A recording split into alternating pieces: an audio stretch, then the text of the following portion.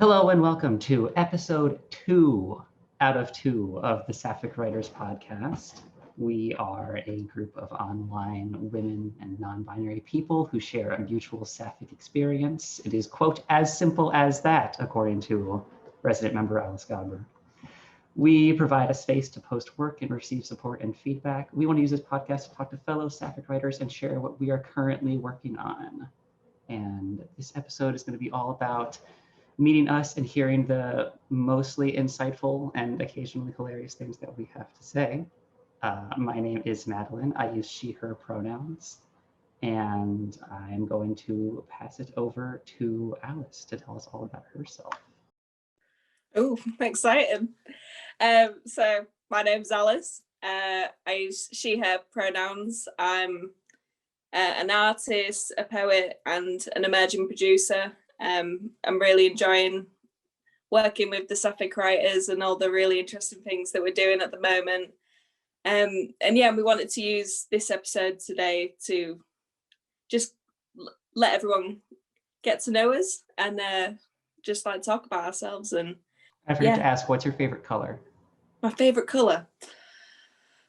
Are you allowed to have more than one, or do I have to like pick? If it's going to be like an existential problem, you don't have to, but please try to pick, I suppose. Off the top of my head, okay, I'm going to say orange, but like really nice, like deep orange. Do you know what I mean?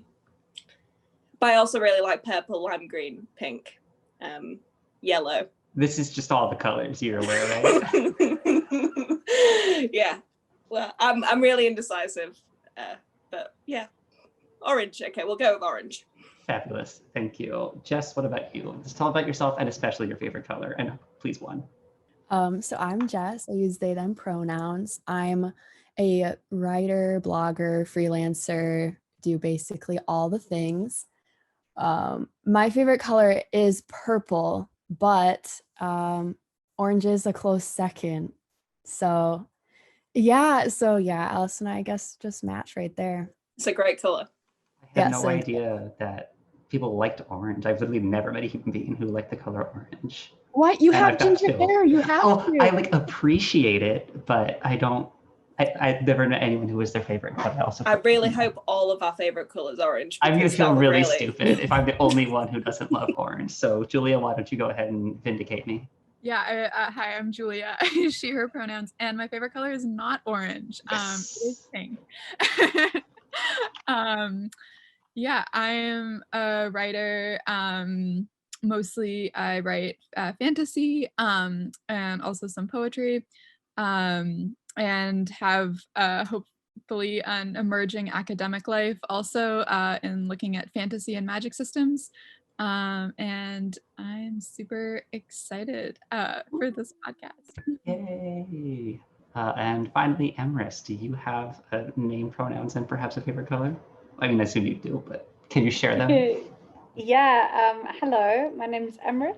I use they, them pronouns, and I am a multi-artist creative doer from Rutherglen, doing film stuff and writing stuff and theatre stuff, lots of stuff. That was good. My favorite color is by far purple. Like half of my wardrobe is purple. Nice. At least half of my wardrobe. I'm just looking at it right now. Yeah. However, I think purple looks best with orange. So I think this is a very Sapphic. Ooh, I think pink, like deep pink. Oh yeah. Welcome everyone to the Color Theory Podcast. We will occasionally mention writing as well. I have a book on color theory. I did do a fine art degree. Oh, the fact that we just listed the lesbian flag colors. Yeah, I think there's no coincidence there at all. That's exactly what I'm thinking. Yeah. Fabulous. Thank you. I did not mention purple as my favorite color. I should have, opened with my own example. And I guess orange is fine now that I'm thinking about it. Orange is fine.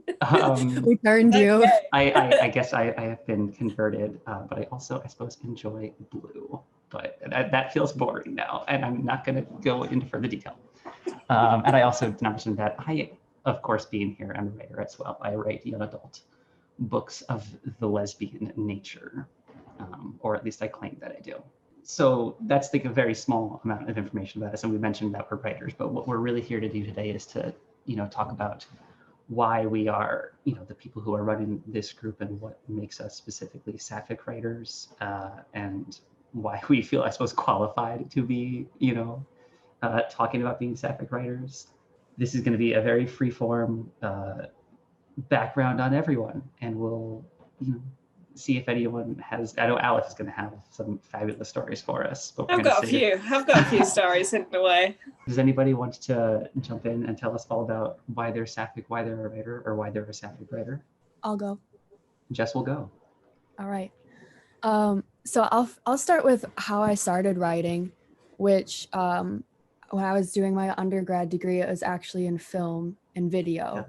Yeah. And that's what my degree is in. But when I took I was filling an arts credit, like gen ed, and it was a creative writing class, and I fell in love with it. And then I just kept taking more because I never wanted to stop. And I ended up double majoring because I just loved writing so much. Wow. And most of the classes that I took were creative nonfiction workshops. And at the time, I was like going through my whole identity crisis, didn't really have anyone to talk to. And so like all of that went into my writing. Like these people were like my therapy, basically. I feel so bad for my professors who had to read all of that angst and drama.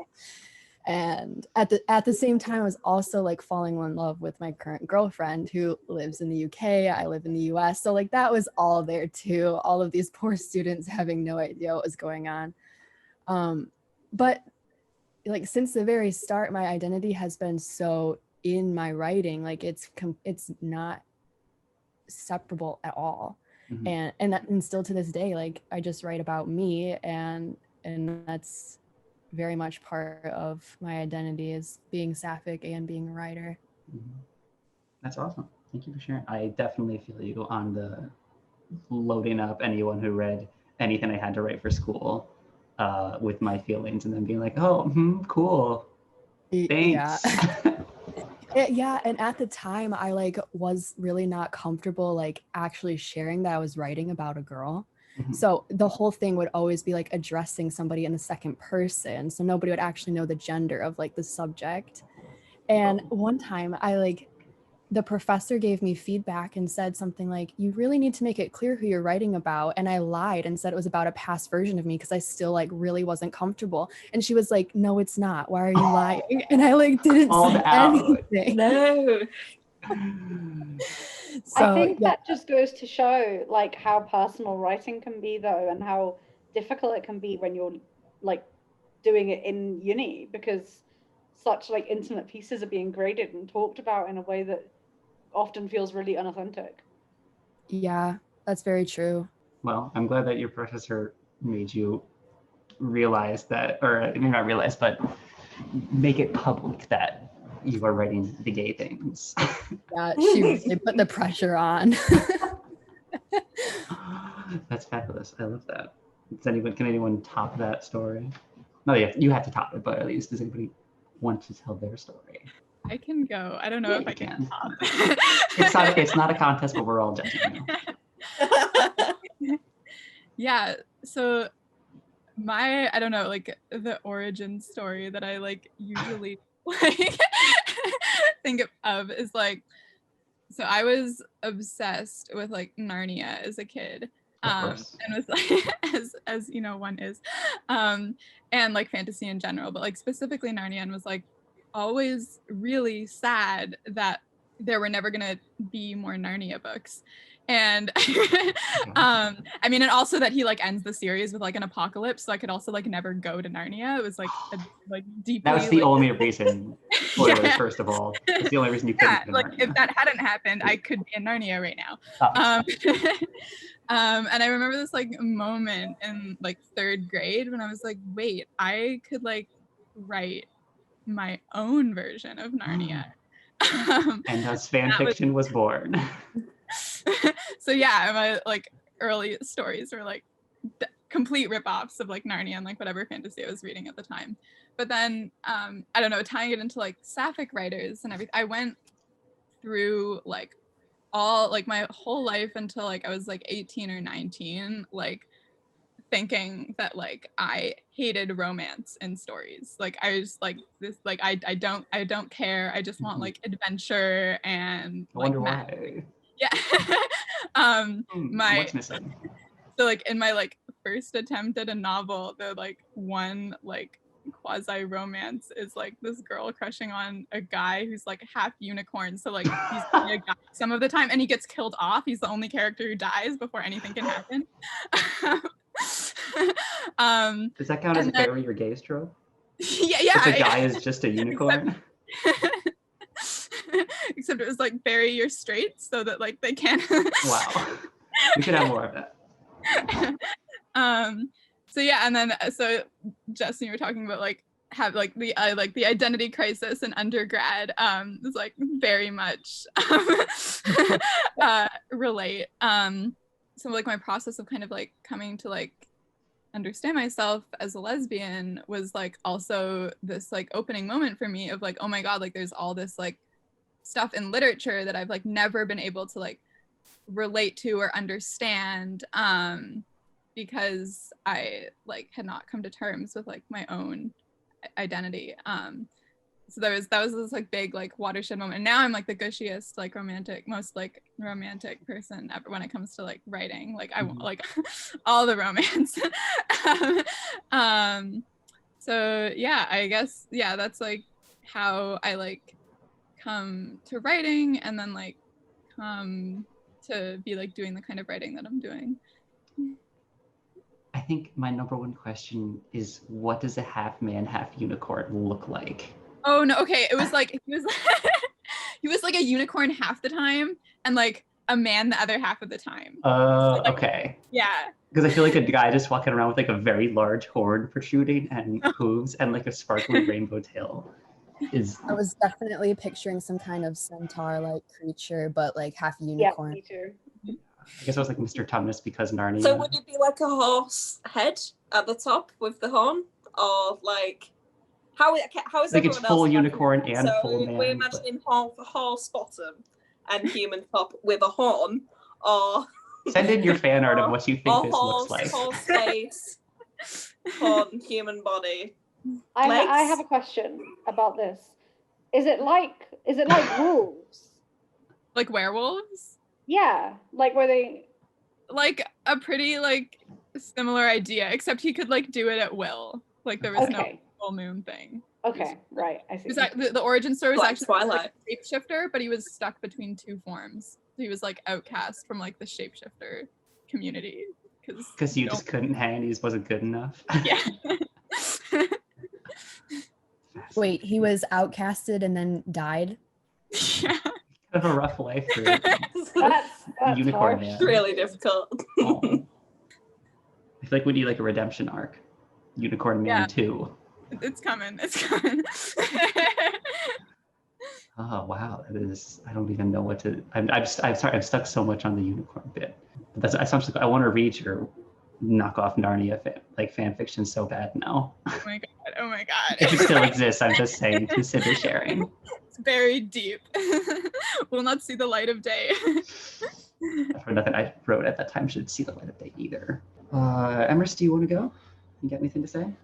Yeah, so I started writing like at the same time as I started reading, which was when I was very young. I started reading of my own accord when I was like almost 4. And I was a very sensitive child, and I was bullied quite badly because I was sensitive and very introverted.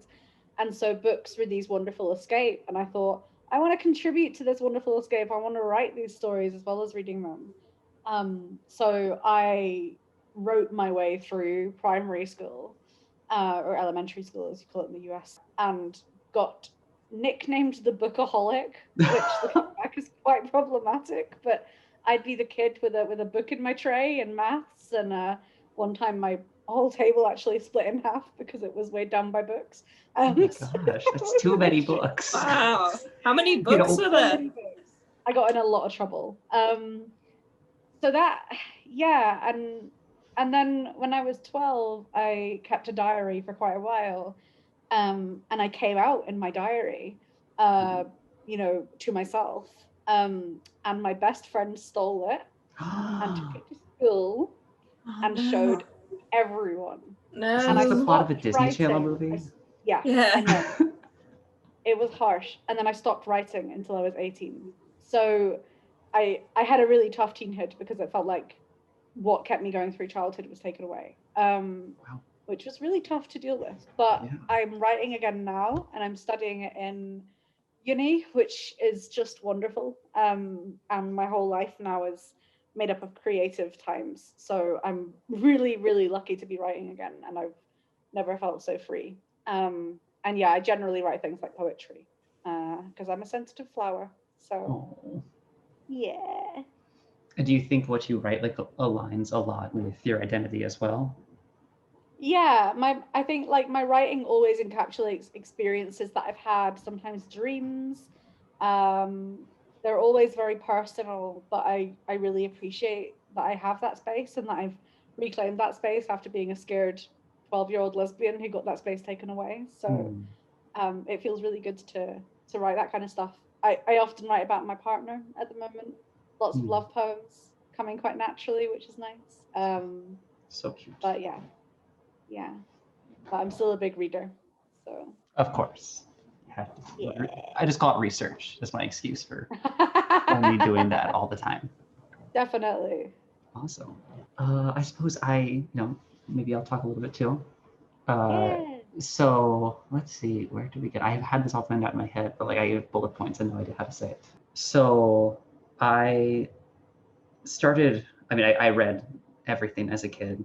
Similarly, I always I got yelled at for reading books too much in school, which I always found kind of funny, because I would rush through all my work, do terribly, just so I could read with whatever time was left in class. I tried to write a lot, but I never had ideas, so I didn't actually do much writing as a young person, except I tried to write angsty song lyrics, but I didn't have enough actual problems, I thought, to have close up with oh, my mom sometimes makes me do my homework. I didn't come out, as obviously I'm trans, if you couldn't tell from my extremely feminine voice, until the end of college. So I didn't, really have a sapphically aligned experience at the time. And then fast forward to college, where one day I feel like this story just comes to me about this very gay energy girl with red hair named Madelyn. And I was like, hey, let's write a book about Madelyn. And it was very forced heterosexuality in it, because I was like, well, I don't know, it's what you do, I guess. But seriously, she was every lesbian stereotype. She just also happened to some random guy who'd sucked. One day I was just kind of looking at it, I was like, red hair. This is an audio podcast, but I have red hair, spoiler alert. And definitely gay, and named Madelyn. Hey, that's me. And lo and behold, I came out and realized I'd write about myself all the time. And now all I do is write about myself, but I don't use my own name. So I'm very sneaky about it. I just have other red-haired lesbians in my books. So, don't read anything into the fact that every main character that I ever write is a red-haired lesbian. There's no relation at all. That was the cutest story, that you just wrote your own coming person. out. Yeah, I wrote me accidentally. I That is so actually have beautiful. tears in my That's so eyes. Aw. You're getting chills. Are you serious? Yeah. Oh, I usually find it funny that I was the most oblivious person in the world that I got 20,000 words into this story, without just thinking a single thing about it. 20,000. Yeah, I wrote a lot of it. Yeah, she was also gonna die in the end, so it was there's a lot of weird levels going on here. I should talk about it in therapy probably. So yeah, Alice, regale us with tales of Alice's life. Okay, are we ready? Okay, where to begin? Well, I guess writing and everything, because I do poetry, and that all came a lot later to me. I've only really been writing for about 2 years, and as well, I only came out a couple of years ago as well. But I feel like hindsight is a great thing, because I look back now and I think, like, when I was 5 years old, I was gay then. Like, I knew it. Like, all of my crushes ever, you know, they've all been like women, you know. And so yeah, I would call that pretty gay. yeah, I know, but then, like, for some reason it took until I was 18 to, like, even 19 to even acknowledge, to just be like, huh, maybe this is something I should, maybe this is something I should I'm doing an art degree, I'm doing a fine art degree, this is, like, you know, It's pretty gay. yeah. And then I'm just like, clearly I've, like, never looked back. It was the best thing I ever made. I just wish I made it sooner. Oh yeah. But yeah, and so I started, I knew a lot of doing a fine art degree, I knew, like, loads of creatives, and so I started going to all of these like poetry and spoken word nights. Mm-hmm. And because one of my friends ran one of them, was the host, and I remember just thinking, oh, like, this is really inspirational. I just love it. And so I thought, oh, I'm gonna write something, like, sometime. You know, I'll have a think. Yeah, I think this is around the time I'd started seeing this girl. It was the first girl I'd ever started seeing. Nice. And I was like, right, okay, well, there's no going back now. I'm gonna have to come out to my family. And most of them were great. And to be fair, now they are a lot better. But there was one family member, I'm not going to, like, name names because we're on, like, good terms now. Sure. But it's one of my favorite stories. Yeah, I decided I was going to tell her Dad was in a relationship, or, like, on the cusp of a relationship. Mm-hmm. And her response was just pretty bad, to be fair. Straight away she was like, I already know. Oh, and not in a good way. Yeah, but not in a good way. I was like, are we allowed to swear? You know, I was like, bleep. She knows. she knows. Did you say that out loud? Just bleep. Bleep. And yeah, then she continued to, she kept saying how happy she was for me, but then she'd, like, intercept it with, some one-liners, like, ooh, have you ever thought about losing some weight because maybe more men would find you attractive? That was one of my favorites. There are so many things I don't like about that. There was a lot. And so I thought, wow, okay, I can take this a couple of ways. So all this happened as well right before we ate a meal. And so all this was said before the food even came out. And then I was like, oh, you like, come out I don't even want to eat now, but, like, there's noodles and duck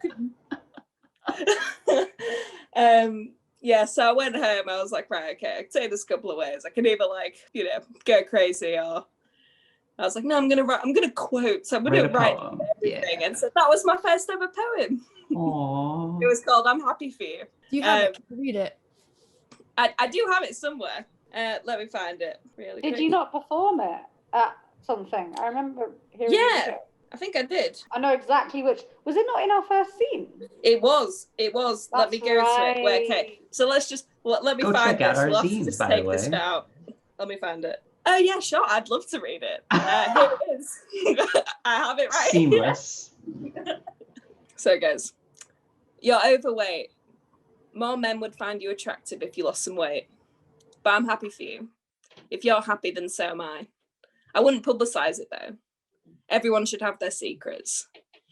You wouldn't want everyone finding out, would you? But I'm happy for you. I just think the gays have a tendency to overshare. They always try and shove it down your throat. I don't see why. In my day, they didn't do that. It is unnatural. Well, maybe for you it's more natural. Oh, I don't know. It's complicated. But I'm happy for you. If you're happy, then so am I. I've been dreading you telling me. I just don't want you to get hurt. People can be nasty.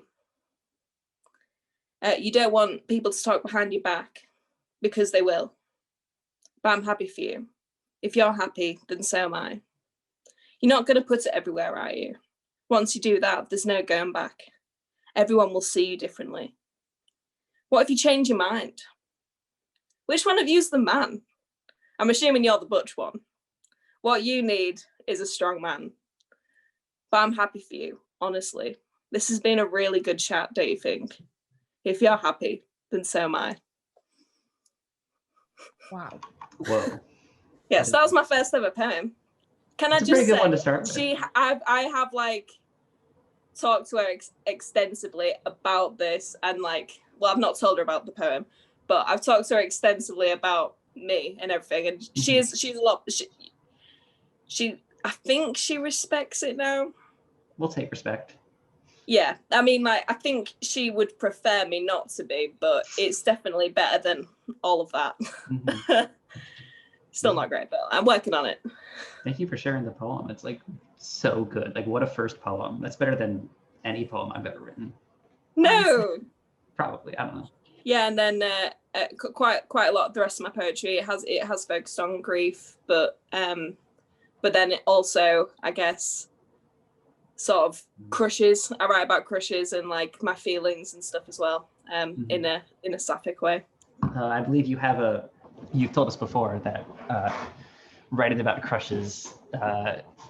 Yes, somehow... I'm not gonna name names or make it too obvious, just in case a certain person ends up listening, which could happen.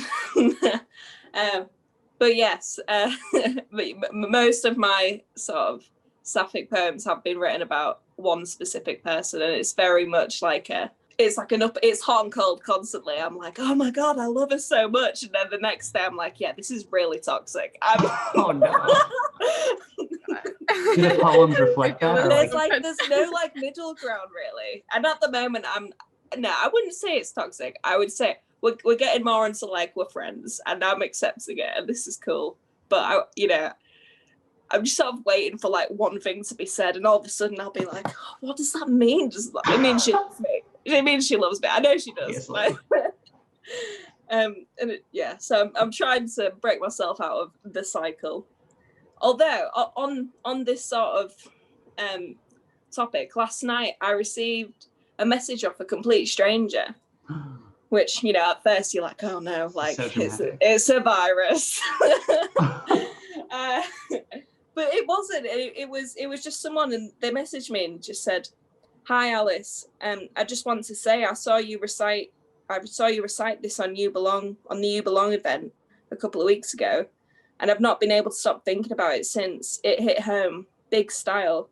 I'm in this exact same position. I have been for a year. When I think it's getting easier, and I stop thinking about them. But I start thinking about them so often, boom, right back to square one. It's tough. Doubt I'll ever get over it.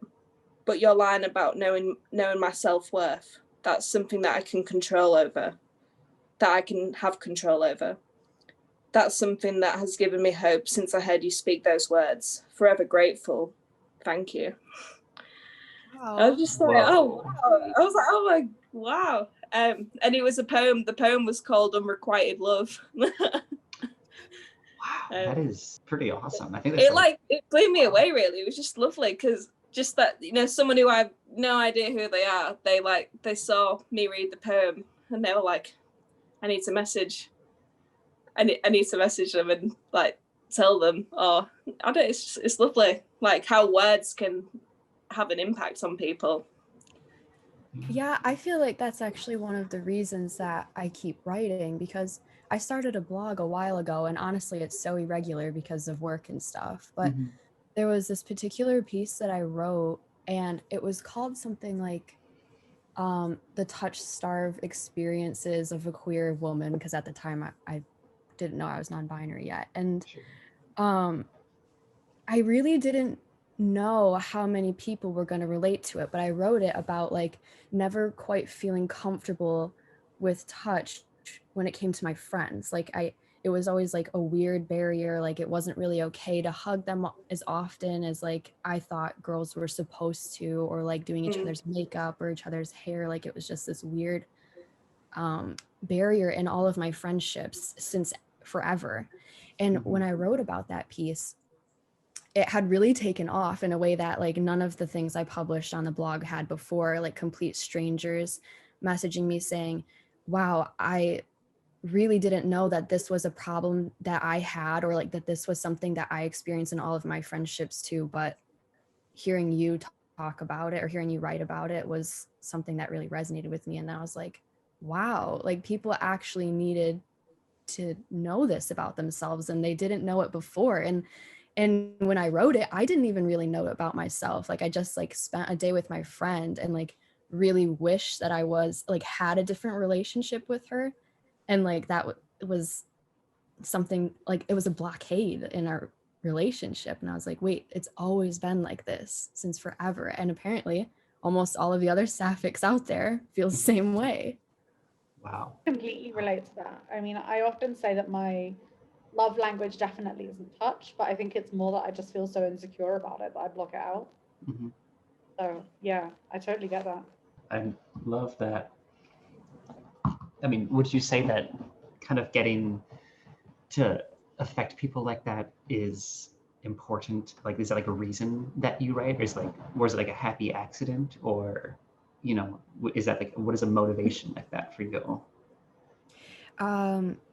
I think, well, at first it was a happy accident. When I like first started blogging, I mostly blogged about my girlfriend and I because people would ask like how we met. And it's like, I hate saying, yeah, we met on Orphan Black fandom Tumblr because that's the reason. Rewind. Yeah, rewind. That's This a should very have been specific- mentioned in the intro. Yeah, you know, Tinder, Bumble, Orphan Black fandom Tumblr. Yeah, all the popular ones. Oh So- my God. Didn't we all meet our partners that way? Yeah, so I was like, I'm gonna make this like a more interesting story than Orphan Black fandom Tumblr. I think that's pretty good, but let's see how you top it. Yeah, well, I mean, the actual meeting really wasn't that interesting. She was like, you know, so popular with like 6,000 followers or whatever, and I was nobody, and love happened. But This is such a so a lot of- 2010s romance. She Yeah, had so it many was. more It was like- followers than me. Yeah, I know. I was like, she'll never she'll never even follow me back. It's fine. I love it. Yeah. Yeah, she like keep but- going.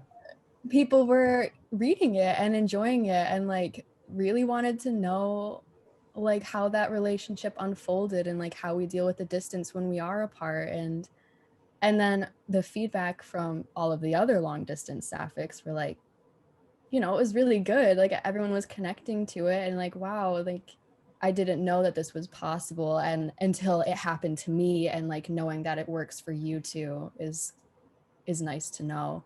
And so that just like kept going with like everything else that I blog with, and that one that I wrote about being touch starved was probably the one that was like most well received. And then like I recently this year like came out as non-binary, and a lot of people related to that one too. But that one wasn't so creative. It was honestly like a guideline of figuring it out.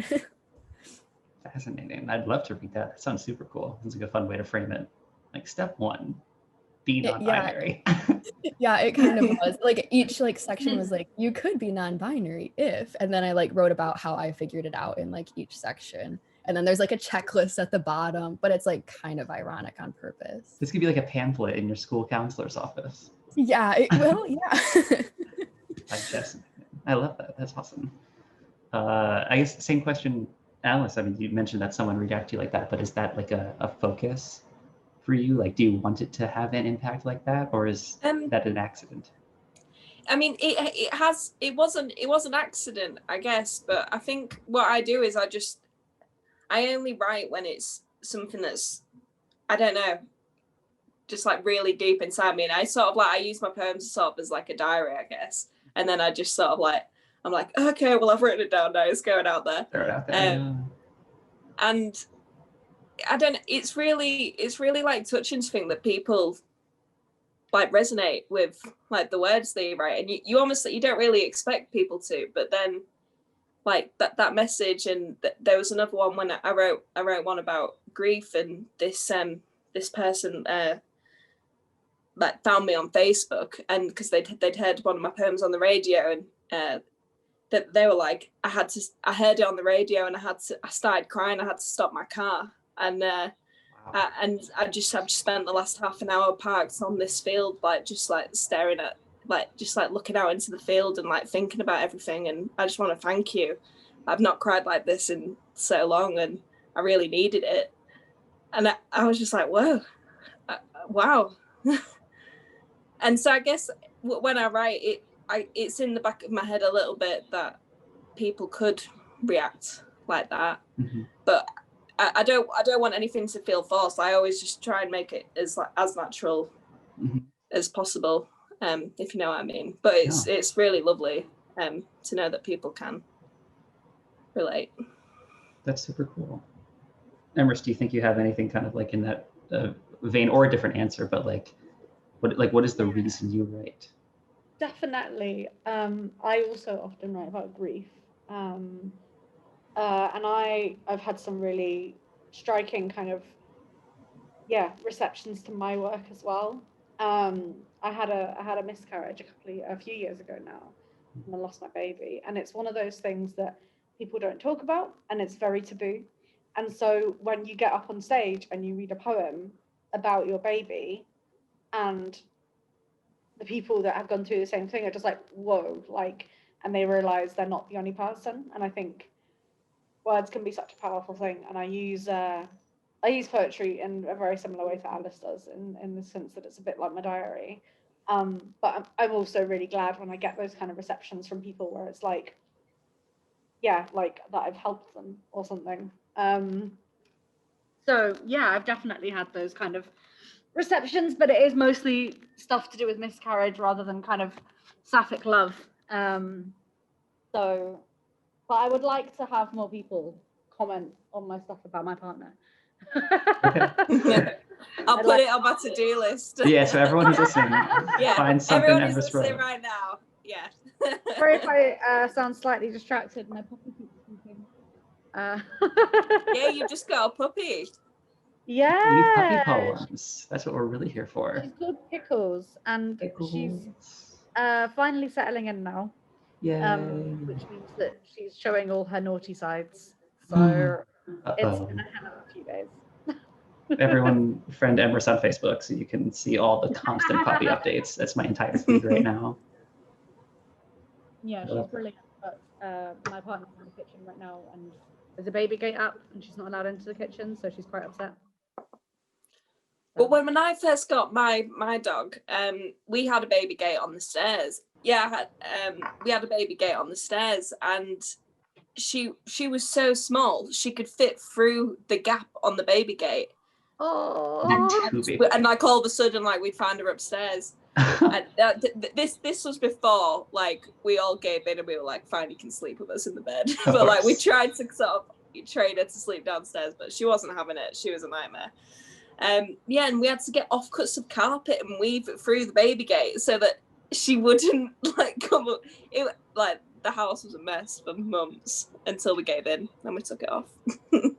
We lasted about 2 nights trying to crate train, and then we were just like, nah, she needs to be in the bed with us. Yeah. We both ended up with no duvet, but she's worth it. So that's so cute. All right, Julia, you haven't gotten this question yet. Same question as everyone's been, asked already. What's like, your do you have a motivation similar to these or something else? Yeah, I feel like maybe also a bit similar to what you were saying, Alice. I feel like I can't imagine like not writing, and it's just like always been like something like it's just like the way that I process the world is like by like thinking about writing about it. Like it's kind of like the thing that like gathers everything else together, and I just like cannot imagine not doing it. But so it's like I guess it's partially just it's like not for me, but it's like an inner kind of compulsion.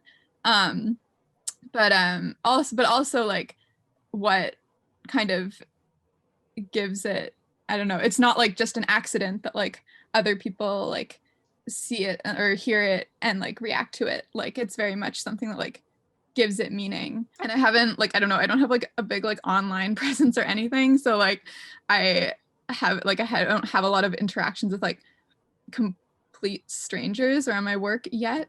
My first novel is not out in the world yet. Of course, yeah, really.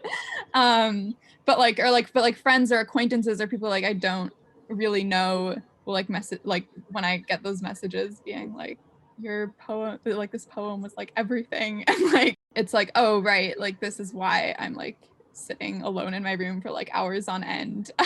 Yeah, and also like I feel kind of over the last couple of years, like, so I've always like had this like compulsion, but then kind of this is like so cheesy, but like I'm like a cheesy bunch, that's fine. Yeah, I'm here for the Bring on cheese. The experience of like, so I had like this like kind of like very long like unrequited love best friend situation. Yeah. I'd never like been in love with anyone before, like known that I was, and like and like a lot of like my poetry and like my write, just like everything kind of like reset a couple of years ago, in the sense that like suddenly like it was like, oh, there's this thing that makes everything else make sense, like that like love that I'd like never like comprehended as like what it meant, or like what it like the possibility of it, no matter how this and like, oh, then like this is like the only real thing in the world, and like this is and I'm like writing for her even when I'm like not writing about her, or it's not something that she's ever gonna see. Yeah, I'm not entirely sure like where I was going with that, but it's like this like inner, it's like this like compulsion, but it's like also like very much like, or even though, you know, it didn't work out, like oriented to other people in order to like give it meaning, and like, Sure. yeah.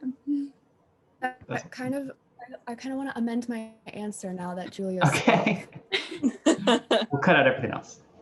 Because the compulsion thing like made a lot of sense to me, and especially at the start of when I was writing, and probably for the first like 5 years, like during my undergrad and like when I started blogging, it was very much like a compulsion, and like how I needed to process my feelings, just basically how Julia said. And it had to do with like falling in love and like learning about myself for the first time. But then when people started responding to that, it was like, oh, this kind of writing needs to be like out in the world, because a lot of people tell me like, I wish I had read this when I needed it. And I was like, yeah, I wish I had something like that when I needed it. And so it's not so much like, I mean, I am very much like, I love getting praise and I love when people tell me that they connected, but it's like, it reminds me that it actually needs to be there. And so now it's probably less about compulsion, because I have pretty good people in my life and I don't need to process everything by myself anymore. But I do think about like all of the people who do need me to keep writing, and that was like one of the reasons that I published my non-binary post, because I was at like a place in my life and like surrounded by all the right people where coming out wasn't really that hard for me. But I think a lot of other people are stuck just not knowing that about themselves, and like my writing has helped people before, so I thought like that was something that I needed to write for them, kind of thing. Wow, that was some powerful stuff right there. I love that. Yeah. I think I relate a lot to that too, of people saying I needed that, and you thinking like, yeah, I needed that too. I think that's always been like a big motivator for me. Is, I mean, when I came out as trans, trans women notably very well treated in the media.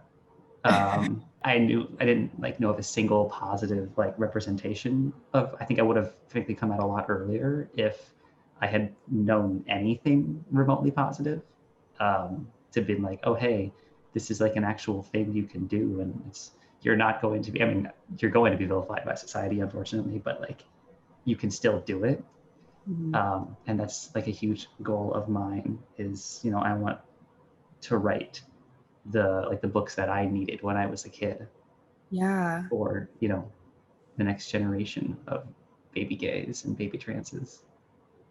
Yeah, exactly. I feel like that's definitely where it comes from for me now, that people have said exactly those things. Like, yeah, I needed that. Wow. And just like knowing that you needed that at some point too. Like somebody else is going to need it. I also like the praise too. I love when anyone tells me anything about my writing, except no one ever reads my writing. I feel like because I don't like write much poetry, I don't have like that experience of much feedback. Only 2 people have ever read my book, even though I've asked like a lot more than 2 people to read it. And like any kind words they had like instantly motivated me. Like whenever I've had a lull in like being able to write something, if I've just had not known what to do, I go look at, you know, either of the 2 like times I've gotten feedback, and I instantly get inspired knowing that like someone has thoughts about this. Yeah, that's so real. I like literally screenshot my favorite responses and will look back at that when I needed to be like pumped up kind of thing. Hell yeah, it's the best motivator. I love This that. is so interesting for me to listen to, because I ironically wouldn't consider myself to be someone who confides in people. Like Jess was saying, how they feel, you know, they feel like they've got the right type of friends and they feel really supported. And I've got brilliant friends, but somehow I'm never the type of person to go to people individually for things. I think it's probably just because I'm a pretty independent person. But it's interesting because all my writing is so private and so intimate that it makes me look like a total open book, which is so interesting to me. So I think my writing is my way of like connecting with the people that I love, and telling them things that I might have missed, rather than me kind of telling them first and then writing about it, if that makes sense. Mm-hmm. That made me think that like literally in my non-binary post, I had talked about how that was the first like big thing that I was able to process with other people rather than writing about it first. So I think that might just be a writer thing where we all have to like process the world and ourselves in our writing before going to people. And like, Mm-hmm. I kind of think that sometimes that's a problem. Like, I think it was for me, like I was way too private of a person and that kept me isolated. So that's something that I tried to work on a lot this year, is to make sure that I'm relying on the people in my life who say that that's what they're there for, you know, and like just trusting that. But it's really hard. Oh yeah. Yeah, definitely. I think it's a really good thing to try to do. I've tried for a long time, and generally I'm not very good at it. But like, I think trying to rely on others and like opening up is such an important skill to have. But I think ultimately, like so many of us writers are just so introverted that it can be difficult, you know, it can be difficult to kind of say anything to anyone. I don't know. This is actually it's quite a tricky one. I think I did like one of them test things and it said I'm like in like a weird sort of both category. Mm-hmm. So like I do come across like very like, you know, loud talky and stuff, but sometimes like I do keep myself to myself a lot actually. So I think technically I am actually introverted, but I act like an extrovert. Does that make sense? Fake it till you make it. Yeah. No, like it does have a name. I can't think of it. I can't think of what it is now, but yeah, it's like, yeah. What was that? Ambivert. You're an ambivert, I think is what it's called. Yeah. Yeah. I'm one of those. One of those. You got a title now. Yeah. Put that in your Twitter bio. I'm not sure if it's a good thing or a bad thing, but I don't know. I think yeah. I mean, best of both worlds, right? Yeah. I mean, sometimes, but then like when you really need to be extroverted for something. So like if say I'm like hosting an event, all of a sudden I'm like, I want to hide in a room. And then I have to like, it takes me time to warm up. And so like on meetings or something, I can't just like go straight into like, this is me, like how I'm talking to you all now. Mm-hmm. Sometimes I'm like, I like won't even speak and I'll be so shy. And then maybe like on the second or third meeting, all of a sudden they'll be like, whoa, who is she? Where did she come from? I feel like that's you in most of our Sapphic Writers meetings. It's like Alice isn't talking and it's like, Alice, what do you think? And then Alice tells some story about how, you know, she's having a weird not date with whoever she has a crush on, and go on for 20 minutes about just the weird adventures of Alice. Yeah. And it's beautiful and so appreciated. Oh yeah, and it's amazing. It's the best part of every meeting. I love it. Yes, absolutely. Thank you. Yeah, we do have a section in every meeting where we talk about the adventures of Alice and like what drama I've got myself into. Honestly, we should just add a bullet point for Alice on the agenda every. Yeah, you know, important maybe business. should. Totally here for Maybe should. I do usually have something to add. I love that. I Julia, think the rest of us okay. can be quite serious and down to business sometimes. And I think, Alice, you can be the life of meetings. Thank you. Yeah, we all need a little. I like to think I know I'm the chaotic one, and I'm like, when is the meeting? What time? And like I'll turn up What do we do with here? 1 minute to spare, like, oh, just got out of bed. Hey, what are we talking about? But I'm here. We're so happy you're here. I try and bring happiness. Definitely succeed. Right. I mean, just to wrap up this question, Julia, would you say that, like, are you introversion, extroversion, and how that intersects with your writing? Oh yeah, definitely an introvert. Really? No question. And I think like I've spent like a lot of time like over my undergrad, which I just finished this spring in the middle of the pandemic. No convocation, yay. Like I spent a lot of time because I was involved with like a lot of like student organizing, like climate organizing and stuff like that, forcing myself to be an extrovert and like being like socially like on all the time, and like not doing a lot of writing because I just like didn't have any time, and I feel like that like really like burnt me out. Mhm. So it's been like a process like over kind of the pandemic also, and this like forced like isolation, Introversion. yeah. And now all of a sudden I'm like, oh, I could just hide forever and maybe people would forget I exist, and that might be kind of nice. If you want to, I guess. I So- relate horribly to that. So yeah, and it's definitely like I don't know, people are always like, oh, like you're a writer, like describe something for me, and I'm like, that is not It's how the that works. stupidest Like, thing I've ever heard. like I'm a writer, not a talker.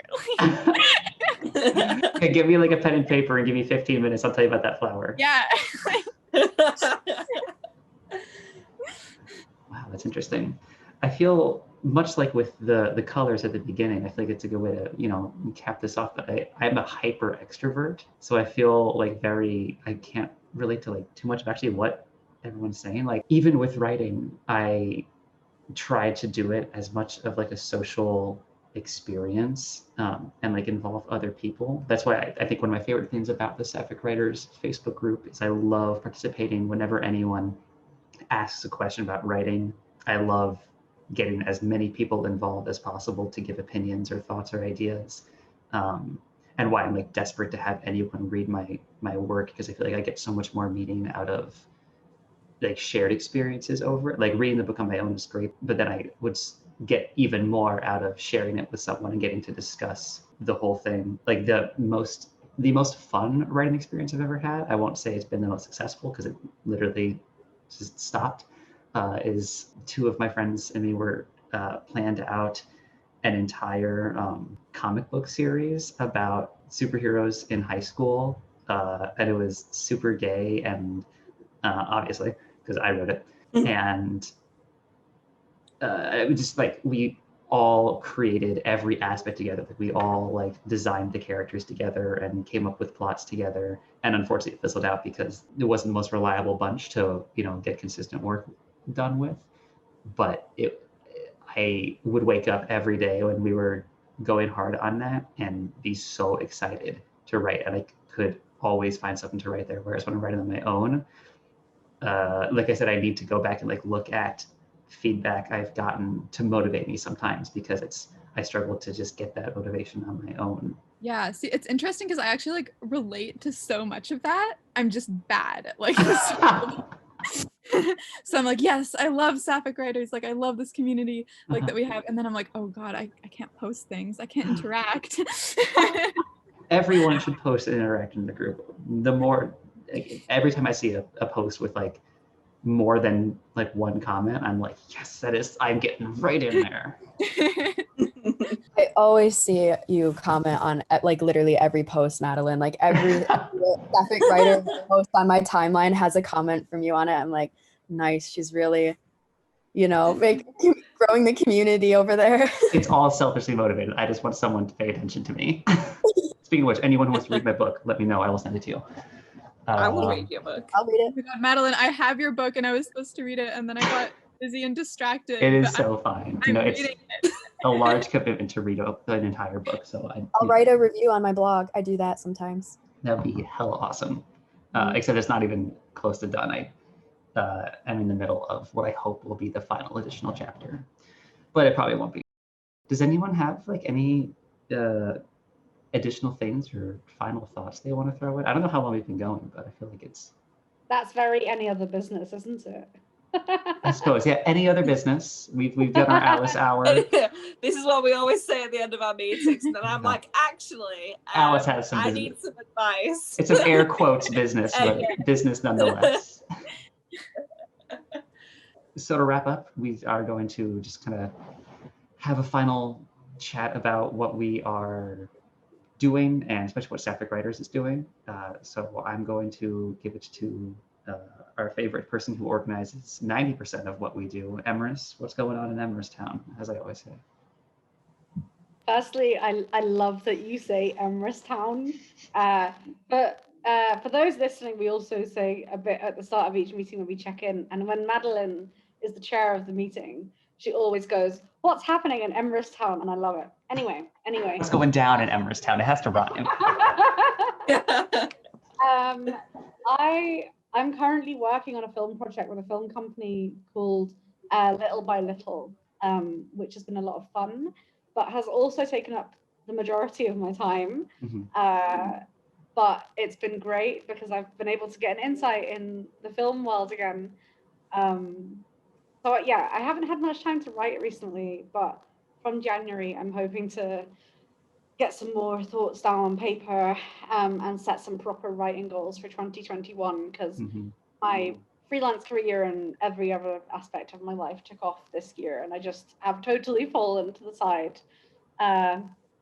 So hopefully in 2021, I'm looking forward to maybe doing that 100 rejections challenge, where you like send in stuff and try to get 100 rejections. Oh my gosh. I'm definitely going to try out NaNoWriMo.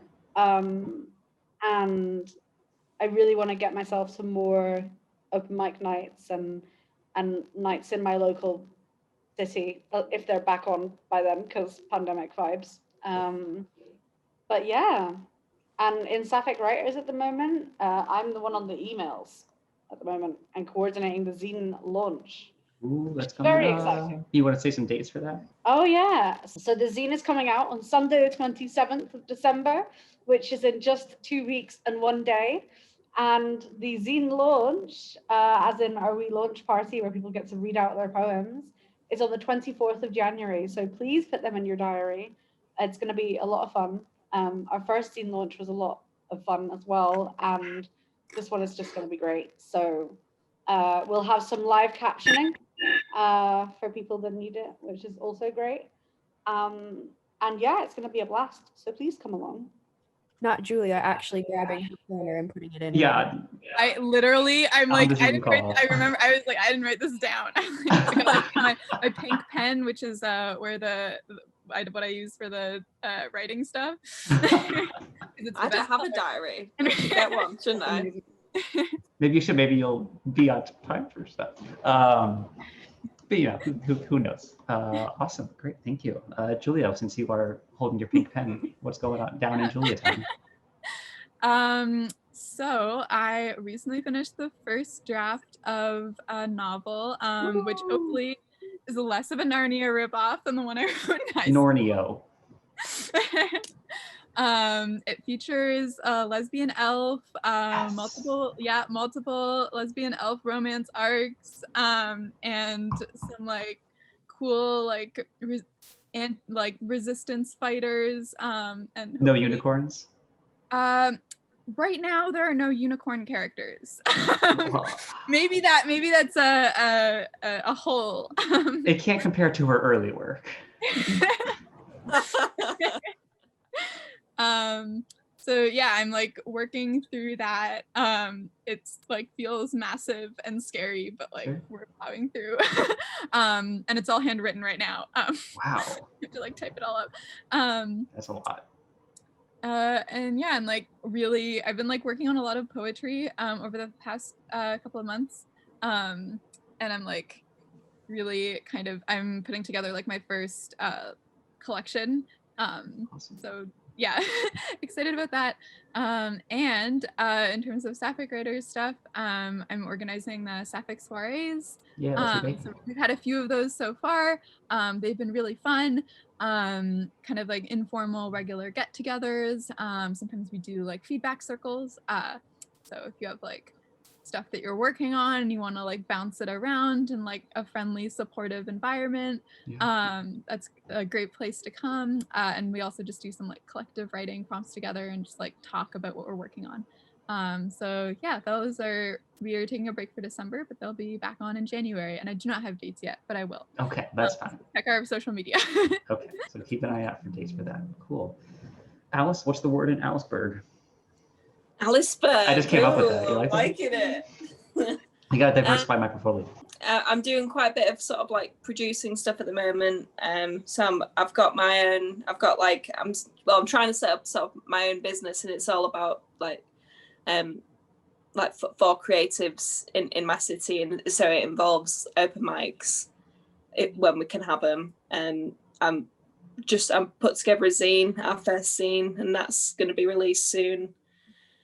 And I do podcasts and radio shows for that as well. And then I've got a new project that's starting in January, which is just like, it sounds like a lot of work, but I'm looking forward to it. And at the moment, I've not written a lot recently, but I'm thinking about it, and I always think that's like the first step. That's a good start. So Yeah. I'm gonna take some time and like with my nice notebook that I've got, that I write everything in, and I'm just gonna sort of like see what like comes to me, I guess, and maybe something nice. I mean, it might be something positive for once. I mean, most of the time it's really never really is. I do actually have something for Julia. Okay, Julia. Oh boy. Yeah. Okay, you know when we were talking about Narnia and stuff. You know the White Queen? Yeah. Okay. DK, do you have a crush on her? Oh my god. Okay. Because I did. No. And then I'm not sure if it's like me, because like I have like such a complex. No. Oh my god. Okay. Like in the movie, like she's played by like Tilda Swinton in the movie, who's like, I don't know, and like yes, from like heaven.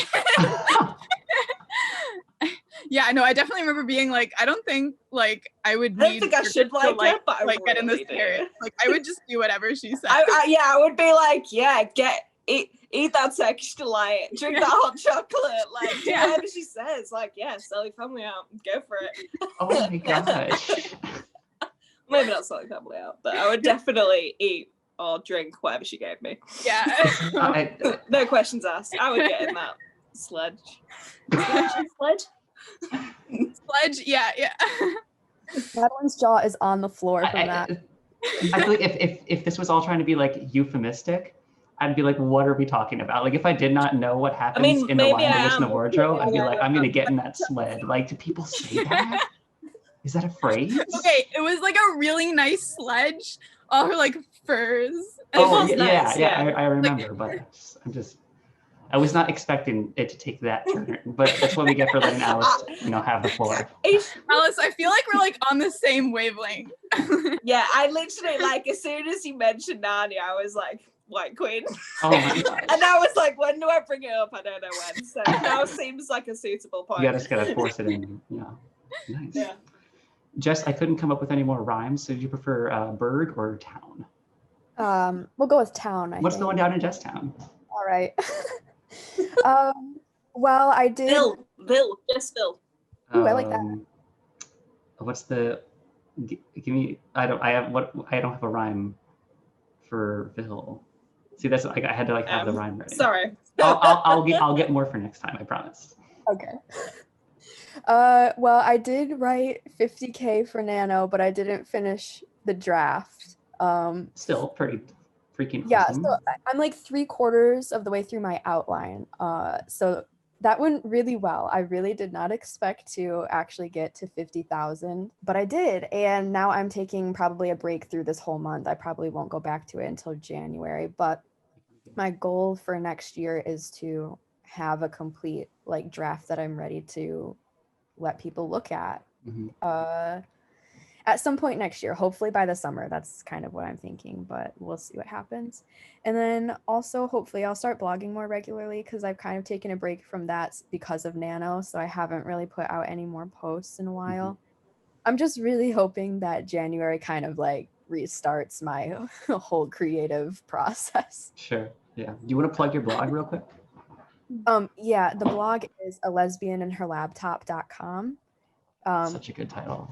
I know. You peaked hard there. No, I'm joking. I locked myself into those pronouns and I like can't change it because it's just so entwined in my brand now. But whatever, it's fine. And for Sapphic Writers, I work with Julia on the workshops we do. Also, the zine we'll be working on this week. And follow us on Twitter, which is at Sapphic Writers, I'm pretty sure. Most of the other socials are at Sapphic Writers Online. Facebook and Instagram too, of course. Yes. Facebook and Instagram is at Sapphic Writers Online. The Twitter is just at Sapphic Writers. Brand consistency. Yes. But yeah, Awesome. that's all that's going on in Jess-town, Billberg, whatever. Oh, love that. Thank you. Oh, I like that. Feel my thing. Cool. Awesome. Madelyn? Oh yeah, I'm here too. I like I said, I'm writing what I hope is the final addition to my book, although it's like a chapter like smack dab in the middle. It's pretty sudden. It involves pirate ships firing cannons at each other. Because I had a friend read my book that's about gay pirates, and he said, "How is this a pirate book? And no one fires a cannon at any point." And I'm like, "Yeah, what? You need to fire a cannon." So now they're going to fire a lot of cannons. A war. Nice. Yeah. And will make me have to go back and like revisit every single chapter after to like make sure it all like fits into the timeline. So basically, I'm actually gonna edit my book for the first time. Because it's going to force me to, because nothing will make sense anymore. And as far as Sapphic Writers go, I mostly collaborate on a lot of the social media stuff. The Sapphic Readers Mondays is my baby, and everyone please go click on the form that's on the post every Monday and fill them out, because I think my recommendations are like 80% of the spreadsheet. And as much as I want to indoctrinate everyone into loving everything I love, I have already got so many books on my plan to read list from what people have submitted. So tell us what you're reading so we can share it with everyone. It's super, super fun to see like books I've never heard of, because I thought like I've probably read every lesbian book at this point, and I am not even close apparently, and I love that. So yeah. I think we're done here. So thank you so much for listening. Like we said, follow us on the social medias for updates on the zine and events, and actually hearing this podcast and further podcasts. And we're really glad that you are, hanging out with the Sapphic Writers team. Yeah. Woo! Yeah. And bye. Bye. Bye, everyone. Thanks for listening. If you enjoyed listening to our first actual podcast with the team, look for the form on all of our social media accounts to tell us what you want to hear on future episodes. Interviews, book discussions, writing practices, more stories from Alice, or anything else. We want to know what you want to hear. Thanks for listening from the entire Sapphic Writers team.